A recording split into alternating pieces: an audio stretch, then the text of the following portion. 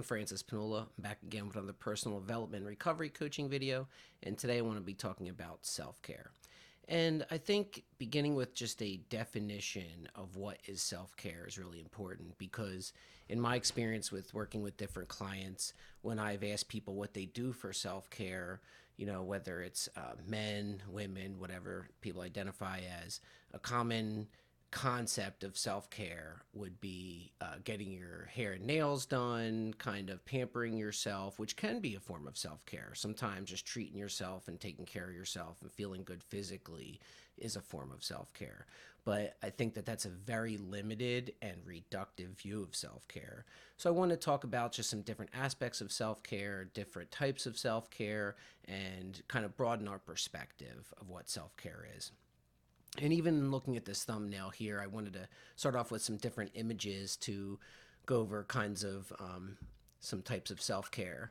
And, beginning at the top left, after what is self-care, these are some different like personal hygiene items, and hygiene can be a form of self-care, just the regular day-to-day act of taking care of yourself, as well as things that, like I said, maybe it is getting your nails and hair done and things that help you feel a little better, that, or shaving for a guy, whatever it is for yourself that, personal hygiene wise or visually that helps you feel better. Second would be like reading things, self-help materials, books, could be reading a fiction book, taking your mind off of something and just getting away mentally for a little while could be a form of self-care. Hang out with your friends. I put some people like singing karaoke, whatever you do that brings joy and fun and, or socialization into your life, these different things. Talking about pampering yourself a little bit. I have two people at a spa day, and sometimes that is that version of self-care. And for a lot of people, just having that day to go someplace and feel good physically and feel physical comfort and all this is super beneficial, like that treat yourself day. So suppose you've been working for several weeks, you have a payday and you take that time to go and treat yourself a little bit. It does relieve some stress and help you feel a bit better.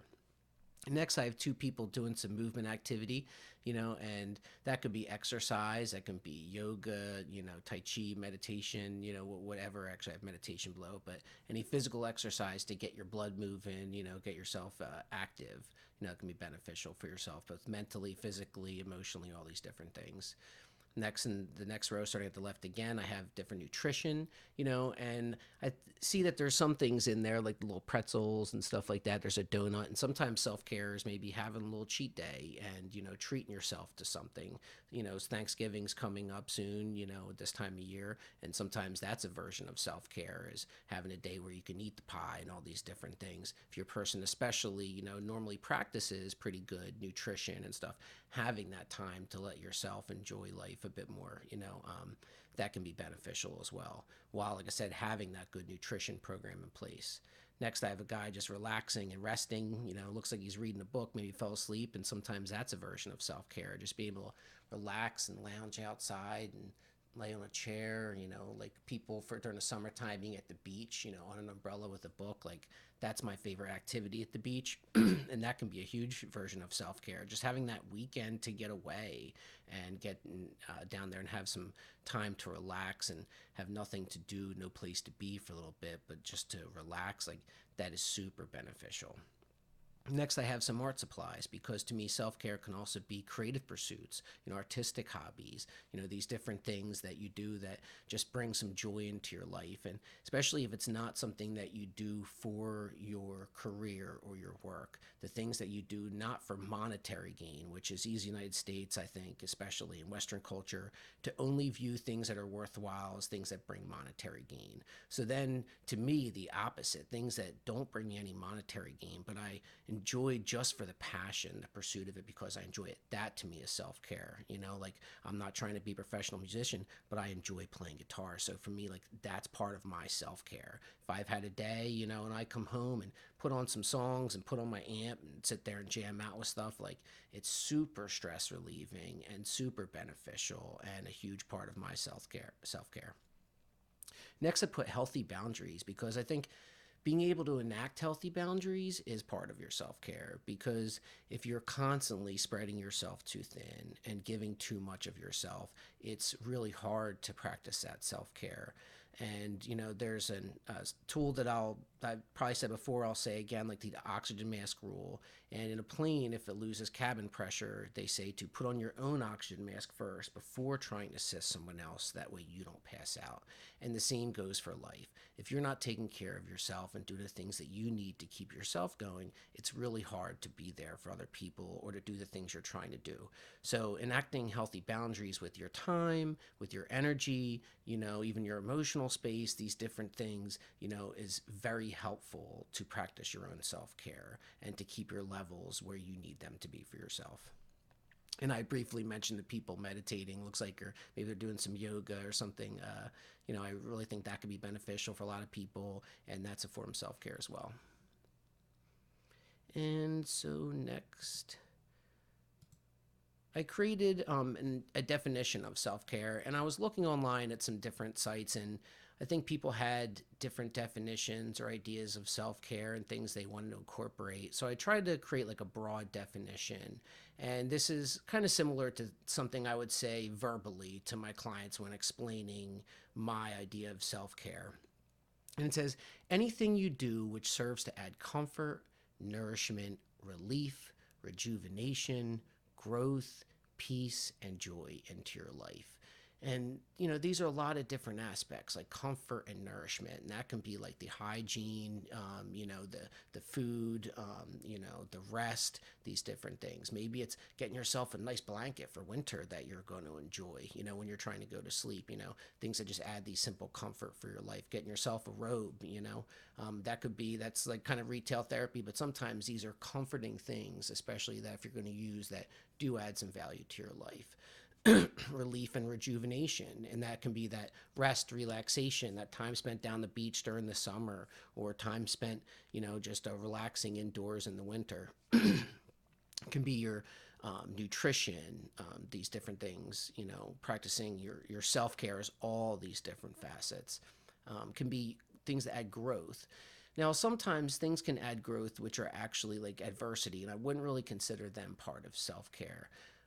Because usually things you're doing for self-care are more restful and like, use the word rejuvenative, if that is a word, but like things that kind of bring you back to a place of balance. Whereas different adversity and challenge that you go through, while it may add growth, it may not necessarily be forms of self-care. Although we can take something like exercise and say that it can be a bit of a challenge, but it does add growth and also can add stress relief. So this is really a complex, multifaceted thing, and that's why I really want this broad definition of self-care and to have this idea of things that add these different things into your life or can subtract things like stress.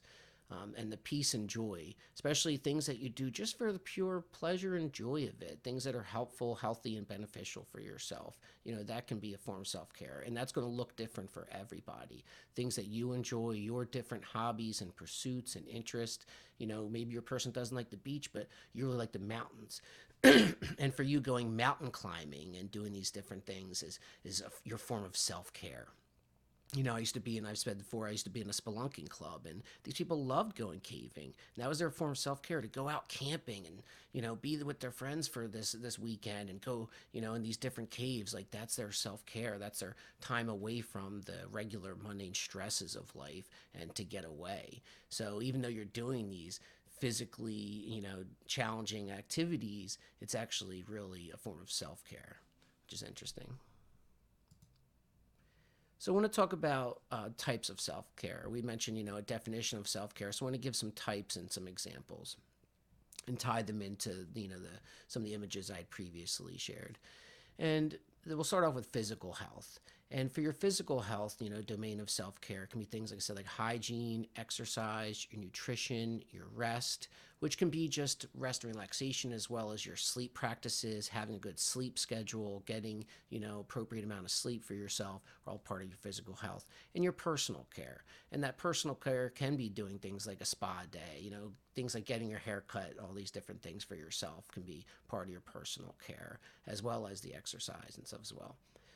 For mental health, rest, self-help can be reading self-help books, watching self-help videos. These can be part of your self-care. You're using your support systems. Exercise can also help with your mental health. Meditation, enjoying your hobbies, socializing, and just having fun. Things that are just really purely just enjoyable and fun activities for yourself can really help with your overall mental health and well-being. And next we have emotional health. So for your emotional health, which I think mental health and emotional health can kind of be in some ways similar. They can have some overlap. But for your emotional well-being, can be using your support systems, which can be your family, your friends, therapists, counselors, coaches, all these different people. Which self-care is usually things you're doing on your own. That's why I think of supports sometimes outside of your typical therapeutics and environments, but sometimes talking to a friend or family member, these people in your life can be part of your emotional health. Looking at self-help materials, doing positive affirmations for yourself can be very beneficial for your emotional health. Practicing your acceptance, your unconditional other acceptance, self-acceptance, life acceptance. And I'm going to do videos on these concepts. I think they're worthy of, their own videos, so I will at some point. Next, practicing self-compassion. And there's a lady, Dr. Kristen Neff, who is phenomenal for self-compassion on YouTube. And she talks about being able to be with these difficult emotions and circumstances sometimes and how to give yourself that hug and help yourself through these things. And next thing is like emotional breaks. Sometimes what we actually are dealing with is some like compassion fatigue, or we're dealing with emotional fatigue from a situation, and we need to step outside of it and do these fun activities, these hobbies, these joy things that bring us joy in order to take a break from what we're currently dealing with. Sometimes it can be journaling, just to get it out in the words, get your thoughts out on a paper, to kind of organize them and give yourself a sense of, what you're going through, in a healthy way. Next is spiritual health, and that can be developing your own spiritual practice, and that's going to look different based on your own spiritual beliefs, religious beliefs, however you want to word it, but developing whatever your sense and your practice is. And if you don't have one, that can be learning about different spiritual philosophies to see what resonates with you. If you're kind of feeling out, what do I think? What do I feel? What are some different schools of thought and what resonates with me? Like, that can be a great place to start, is literally learning about some of these different paths. I didn't get into, for example, like Buddhism until later on after I was in recovery. But once I started learning about some different philosophies and actually got into it kind of the opposite way through, some of Albert Ellis's teachings and learning about some of his influences, things like Stoicism and Eastern philosophy, and then, getting into Eastern philosophy and different things myself. And reading books on it, speaking to people about it, get involved, talk to people. And that's all part of this spiritual health form of self-care, especially if these are things that you're doing outside of like your work life, then maybe, typically these things, if you're done on a weekend, you can go talk to some people, go check out some different places and see what people have to say. You might be pleasantly surprised. Now I want to ask, like, what are you currently doing for self-care in your own life? What are some of these different areas that you'd say that are some of your strengths in terms of your self-care and areas of focus? And in what areas do you think you can add or, begin to add some self-care practices?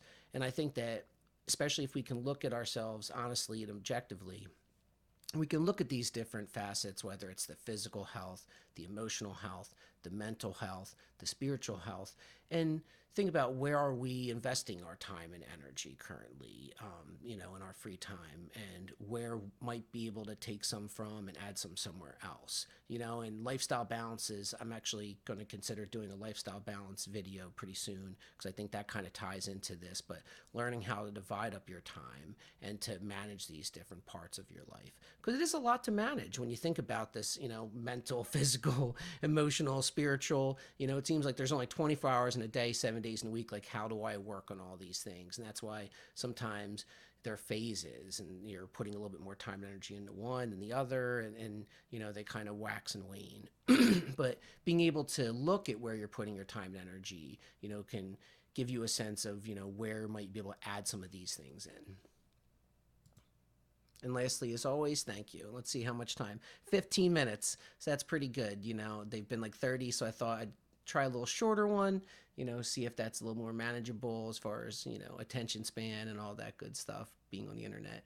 But I just want to give like my personal belief, definition of self-care, some different areas of self-care, some different things that you can do for self-care, because there's a lot of videos online, I feel, that's like, here's my self-care routine, and it focuses on a lot of the different aspects of, I would say, some of the physical aspects of self-care routines, but it doesn't really break down the thoughts and concepts behind it. It just kind of shows examples. So I hope that this kind of filled you in on the different areas of self-care. And this is not an exhaustive list. These are just several like small examples, to give you some places to start, to think of what can you personally enjoy adding into your life and bring into your life for your own self-care. All right, and thank you. Have a good day.